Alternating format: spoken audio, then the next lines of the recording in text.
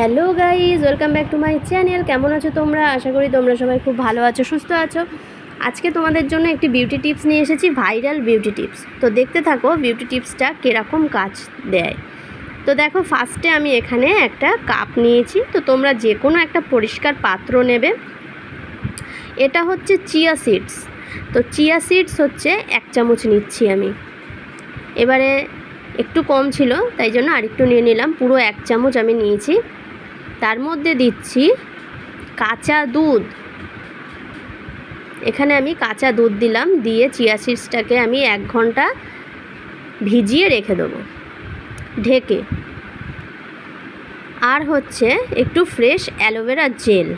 Aloe vera জেলটা আমি fresh নিয়েছি। তোমরা চাইলে মানে তোমাদের কাছে যদি ফ্রেশ না থাকে তোমরা অ্যালোভেরা যে জেল মার্কেটে কিনতে পাওয়া যায় সেটা নিতে পারো। সব একসঙ্গে করে আমি ব্লেন্ড করে নিয়েছি সুন্দর করে।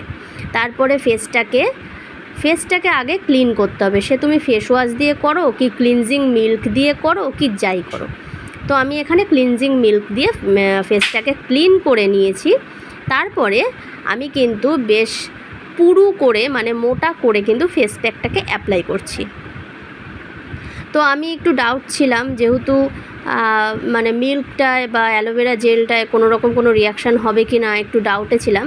তো যাই হোক, আমি বেশ মোটা করে লাগিয়ে রেখেছিলাম, মানে প্রায় 30 থেকে 40 মিনিট। তো 40 মিনিটস পর আমি যখন একটা ভিজে রুমালের সাহায্যে যখন আমি ফেস প্যাকটা তুললাম, আমি নিজেই অবাক হয়ে গেলাম যে সত্যি এতটা পরিবর্তন। তার মানে এত সুন্দর কাজ দেয় এই ফেয়ারনেস ফেস প্যাকটায়।